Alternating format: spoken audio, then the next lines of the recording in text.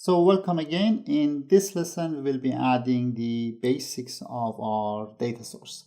So I'm going to go to my list view controller.h and I'm going to have to add two protocols to my interface, and that is table view, UI table view delegate, and UI table view data source. And that's that.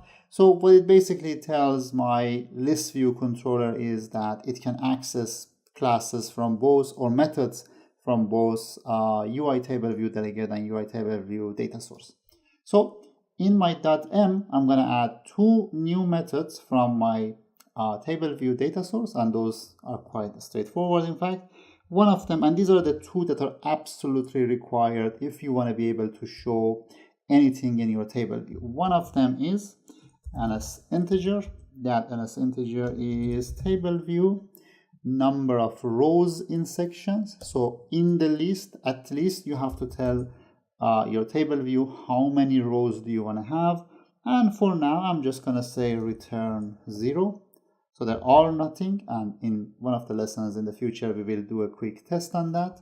The other one is we're actually going to have to return our UI table view cell. So UI table view cell, and this one is table view cell for row at index path. So in this one, I'm going to say, give me a UI table view cell. I'm going to call it cell, and this one is going to be equal to whatever is my table view DQ reusable with identifier, and the identifier that I have, if we remember, the identifier for our cell is essentially called lists cell. So I'm going to remember that. So that is my identifier, lists cell.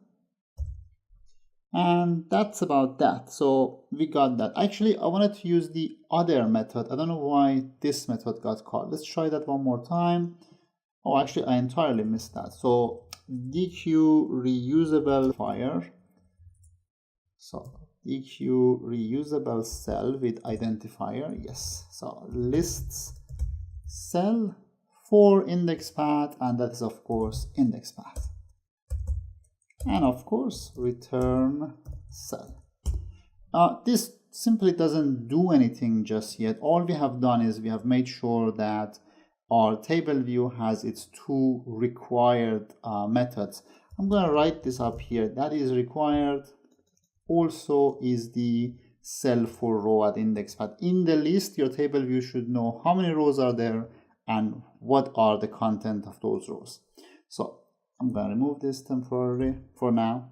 And one very common practice that I use is whenever I have methods with multiple arguments, I basically stack them like this. It makes it easier for me to be able to zoom into the screen and show it to you guys. So that's what I'm going to do in this case as well.